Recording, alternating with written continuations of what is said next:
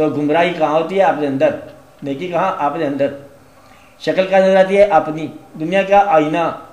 تو بھروسہ کرنے والے کے لیے دنیا دیکھ. وہ صداقت کیا ہے؟ سچے آدمی کی بات. صداقت کیا ہے؟ سچے آدمی کی بات. سچا ڈھونڈو، سچ خود بخود مل جائے گا. جس کو سچا نہیں ملا معلوم ہو گیا. راہنما کے بغیر راستہ نہیں طے ہو سکتا. گمراہی ہے. تو اس لیے اپنے آپ کو بڑی دولت کے ساتھ درست کرو. اس خیال کی دولت اکٹھی کرو. بیٹا اپنا مطلب یقین درست کرو. اقبال نے کہا یقین پیدا کرے غافل کہ مغلوب گھما تو ہے. تو یقین پیدا کرنے کا مطلب ہے کسی آدمی کو اپنے سے بہتر مانتے ہوئے اس کی بات پر لبیک کہنا، اور حضور پاک صلی اللہ علیہ وسلم کے کچھ جانشینوں کو تلاش کرنا. علم لے کے نہیں تلاش کر سکتے، شوق لے کے تلاش کر سکتے ہو. علم کبھی آپ کو کہاں راستہ دے گا؟ علم تو ہے ہی مطلب حجاب کا نام.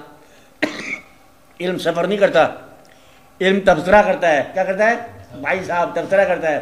اس کیا کرتا ہے؟ شوق سفر کرتا ہے. تو شوق سفر کرے گا، علم کیا کرے گا؟ تبصرہ کرے گا. علم کے کنارے پہ بیٹھے ہوئے تبصرہ کر رہا ہے. دیکھو آگ جل گئی ہے، آج نمرود کی آگ ہے، اس میں میرے سامنے 16 من لکڑی جلائی گئی ہے. اندازہ لگاؤ یہ کوئی 3 لکڑی جلانے والی تھی.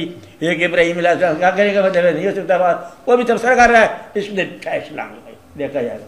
وہ عقل والے پاگل ہو گئے کہ تبصرہ پاگل ہو گیا. کہتے تو گلزار ہوگی، کہتے اس کے اندر کوئی دوائی ڈالی ہوگی. تو عقل جو ہے نا وہ مانتی نہیں ہے. عقل جاننا چاہتی ہے اور جانتی بھی نہیں ہے یہ سزا ہے. تو عقل سے خدا کو تلاش کرنا، سزا کیا ہوئی کہ عقل نہیں جانے گی اور آدمی پریشان رہے گا. یہ سفر عقل سے نہیں ہوگا. عقل سے سوچا تو بنا بنایا کام بگڑ گیا.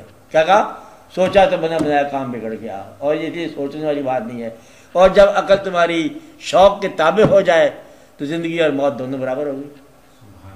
کہ وہ کیا تھا کہ ہمیں تو محبوب کی تلاش ہے. اور جو محبوب والے ہیں اس سے پوچھا جائے کہ کیا تمہیں چاہیے؟ تم 10 روپئے لے لو، چھوڑ دو محبوب کو.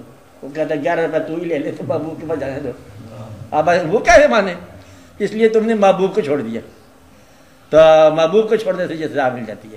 محبوب کی تلاش کرو اور اپنی آنکھوں کے اوپر سرما بصیرت، چشمے بصیرت لگاؤ. خاک مدینہ و نجف، کہ سرما میری آنکھ میں خاک مدینہ و نجف، وہ سر لگاؤ.